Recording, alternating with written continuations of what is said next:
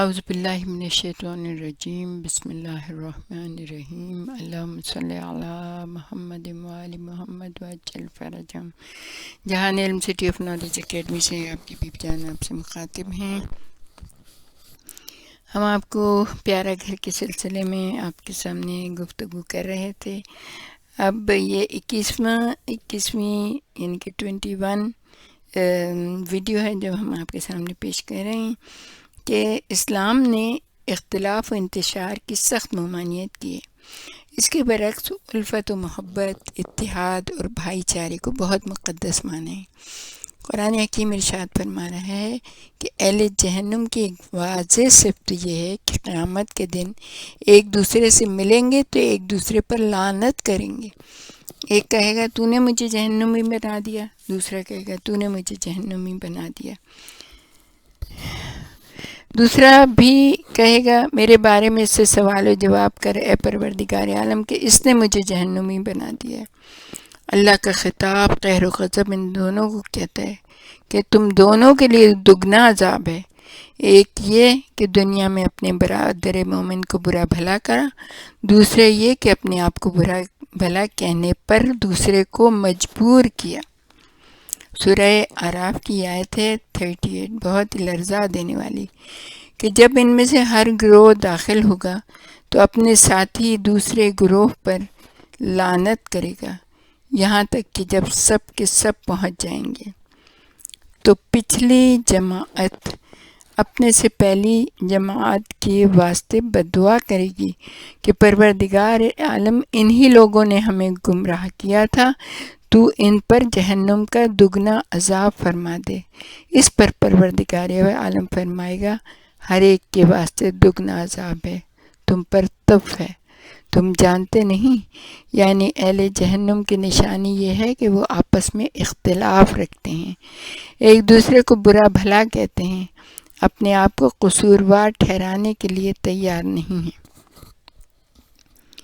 اب یہاں پہ اس کے بارے میں بتایا گیا ہے کہ اگر اس مقام پر تجسیم اعمال کو بیان کریں تو اس کے معنی یعنی کہ اعمال کو جیسے روز قیامت مجسم کر کے دکھایا جائے گا نا، اگر ہم اس کو یہاں پہ بیان کریں تو اس کے معنی یہ ہوں گے کہ جو شوہر اور بیوی جو گھر میں اختلاف رکھتے ہیں، یہ تو اوروں کے بارے میں بھی ہے، اور غلطی ماننے کو تیار نہیں ہے۔ شوہر کہتا ہے تو نے مجھے بدبخت بنا دیا، بیوی کہتی ہے تو نے مجھے بدبخت بنا دیا۔ شوہر کہتا ہے کہ اولاد کے بد کردار ہونے میں تیرا قصور ہے، اور بیوی کہتی ہے کہ تمہارا ہی قصور ہے۔ اگر کسی گھر میں بدگوئی اور بد کلامی ہو، نعوذ باللہ، گالم گلوچ ہو، زبان درازی ہو، ایک دوسرے کے ساتھ بد کلامی ہو، تو ایسا گھر ظاہراً گھر ہے، لیکن قانون تجسیم اعمال کے مطابق یہ گھر نہیں ہے بلکہ جہنم ہے۔ یہ اس وقت معلوم ہوگا جب نگاہوں کے سامنے سے سارے پردے ہٹ جائیں گے، ہر چیز سامنے نظر آنے لگی۔ جب دنیا اور آخرت، آپ سوچ لیں کہ ایک ہی سکے کے دو رخ ہیں، ظاہر دنیا ہے اور اس کا باطن آخرت ہے۔ جو کہ اس دنیا میں واقع ہوتے ہیں، اس کی واقعیت، اس کی حقیقت آخرت میں ظاہر اور روشن ہو جاتی ہے۔ اگر جہنم کی آگ ہے تو یہ خود ہمارے ہاتھوں کی پیدا کرتا ہے۔ ذالک بما قدمت ایدیکم، سورہ آل عمران آیت نمبر 82۔ اور اگر وہاں بہشت کی نعمتیں ہیں تو وہ بھی ہمارے اپنے اعمال ہیں اور اللہ تعالیٰ کی طرف سے رحمت اور برکت ہے۔ اور پھر پروردگار عالم سورہ الحاقہ آیت نمبر 24 میں ارشاد فرما رہا ہے جو کارگزاریاں گزشتہ ایام میں آگے بھیج چکے ہو، اس کے صلے میں مزے سے کھاؤ اور پیو، کلو وشربو ہنیئن بما اسلفتم فی الایام الخالیہ۔ قیامت کے دن بہشت میں خطاب ہوگا، اے روزہ رکھنے والو، یہ وہ نعمتیں ہیں جن کو تم نے ماہ رمضان المبارک میں بھیجا تھا، کھاؤ پیو اور عیش کرو۔ یہ وہ چیزیں ہیں جو دنیا سے بھیجی گئی ہیں۔ اگر تمہارے گھر میں اختلاف ہو، ایک اور شوہر اور بیوی ایک دوسرے سے اختلاف رکھتے ہیں، ایک بہن اور ایک بھائی ایک دوسرے کو برا بھلا کہہ رہے ہیں، الاعوذ باللہ، ایک بیوی کا بدتمیزی کرنا شوہر کے سامنے، اور شوہر کا بیوی کو گالم گلوچ کرنا ہے۔ ظاہر تو یہ ہے کہ ایک دوسرے کو برا بھلا کہہ رہے ہیں، گالیاں دے رہے ہیں، لیکن اس کا باطن جہنم ہے۔ ایک دن جب آنکھیں کھول کر دیکھتے ہیں تو نظر آتا ہے کہ گھر جہنم بن چکا ہے۔ وہ گالم گلوچ، وہ طعنے تشنے، وہ برا بھلا واپس نہیں آ سکتے۔ شوہر کا بیوی کو گالی دینا اور بیوی کا شوہر کو گالی دینا مجسم ہو جاتا ہے۔ قرآن اس آیت میں کلما دخلت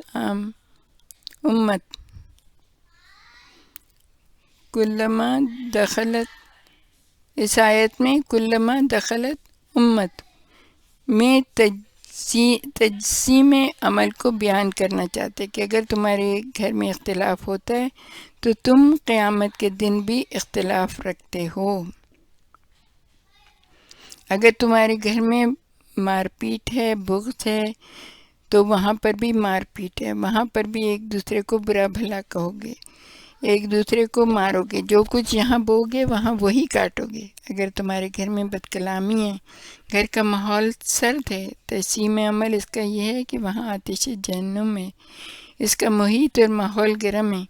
اگر یہاں پر جلنا جلانا ہے تو وہاں پہ بھی آتش جہنم میں جلنا اور جلانا ہے۔ اس کے برعکس قرآن شریف بہشتیوں کے بارے میں ارشاد فرماتا ہے،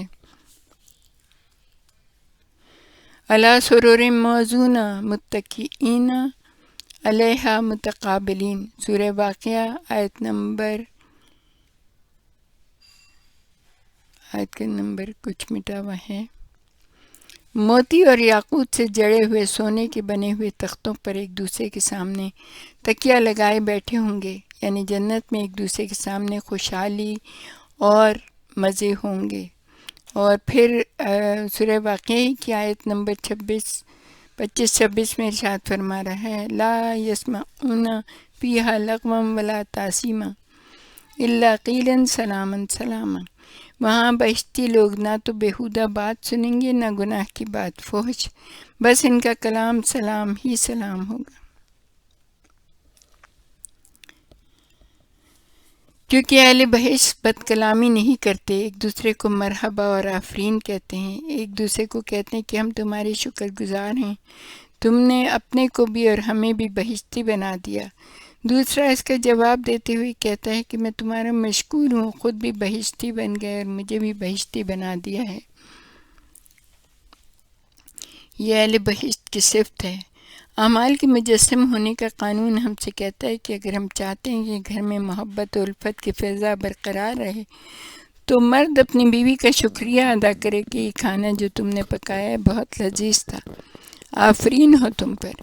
بیوی مسکرا کر کہے کہ تم لائے ہی ایسا تھے کہ مجھے پکانے میں لطف آیا۔ اگر اس قسم کا ماحول گھر کے اندر موجود ہو، ایک دوسرے کا شکریہ ادا کریں، محبت و الفت موجود ہو، ہر ایک اپنی غلطی تسلیم کرنے کو تیار ہو، اگر کوئی ناخوشگوار واقعہ پیش آ جائے تو عذر خواہی کرتے ہوں، تو اس کا تجسیم عمل یہ ہے کہ بہشت میں ایک دوسرے کے سامنے خوشحال بیٹھے ہوں گے اور ایک دوسرے کو آفرین کہتے ہوں گے۔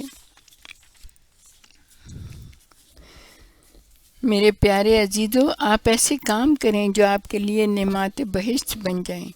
گھر کے اندر ایک دوسرے کو آفرین اور شاباش کہیں، غلطی کو مان لیں، خصوصاً مرد حضرات جو کبھی بھی اپنی غلطی کو ماننے کو تیار نہیں ہوتے۔ ہم درخواست کریں گے کہ کبھی غصہ آئے، اگرچہ غصہ آنا ہی نہیں چاہیے، اگر کسی کو برا بھلا کہا ہے جو نہیں کہنا چاہیے، جب غصہ ختم ہو جائے فوراً اس شخص سے معذرت کر لیں، فوراً اپنی غلطی مان لیں، اپنی غلطی تسلیم کر لینا یہ ایک قسم کی خود سازی ہے۔ گھر ہمارے لیے ایک قسم کا مکتب ہوتا ہے، اخلاق کی بہترین کتابیں مرد اور خاتون کے لیے، بہترین معلم اخلاق خصوصاً خواتین کے لیے گھر ہے۔ خدا نہ کرے اگر ایک مرد کوئی غلطی تسلیم کرے اور اپنی غلطی تسلیم نہ کرے تو عورتیں عذر خواہی کریں، غصہ نہ کریں اور اپنی غلطی تسلیم کریں، کیونکہ یہ فکر و غصہ دونوں جہنمی ہیں۔ اگر آپ چاہتے ہیں کہ آپ کا گھر بہشتی بنے، آپ کا ماحول خوشباش ہونا چاہیے۔ اگر بیوی اور شوہر میں سے کوئی ایک غلطی ماننے کو تیار نہ ہو تو آپ اس غلطی کو قبول کریں اور عذر خواہی کہیں۔